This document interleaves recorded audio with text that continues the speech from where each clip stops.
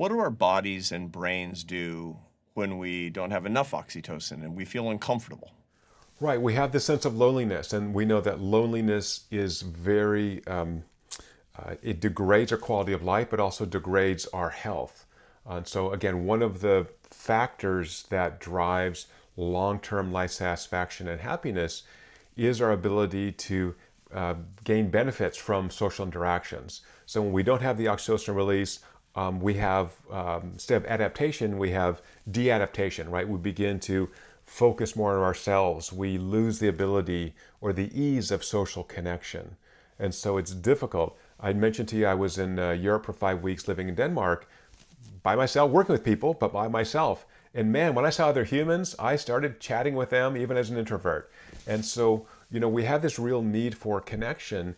And I think loneliness is one of the profound factors that inhibits both our emotional state and our physical health. Now, flip that on the other side. People who have many social connections, who are getting that oxytocin release.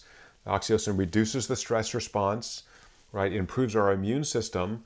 And so when we're connecting to others, we're not only getting happier, we're also physically healthier. So, when I don't have enough oxytocin, and the way that I'm going to know that is because I feel lonely, I'm lacking love in my life. Give our learners a couple of tips on what they can do to intervene in their own lives to boost their own oxytocin levels. So oxytocin is a gift you have to give to other people. It's very difficult to make your own brain release oxytocin.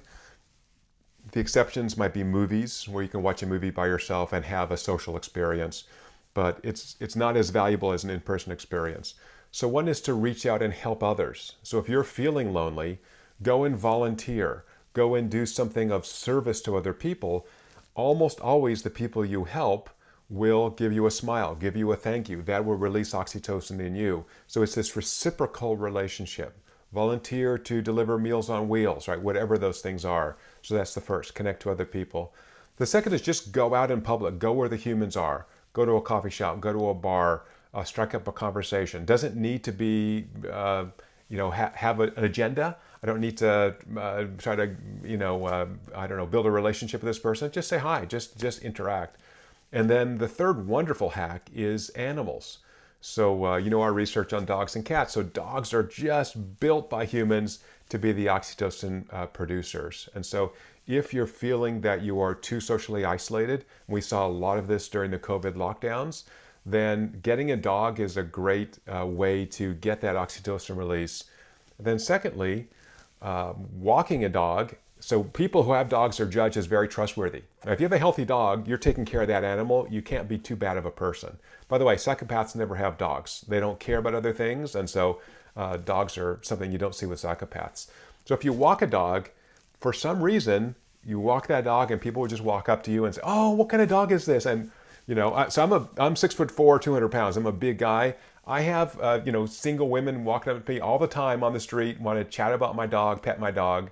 Right? So I get that little bit of social interaction. And from an adaptation perspective, now my brain is making it easier for me to connect to others, even strangers. So hack this system to be happier.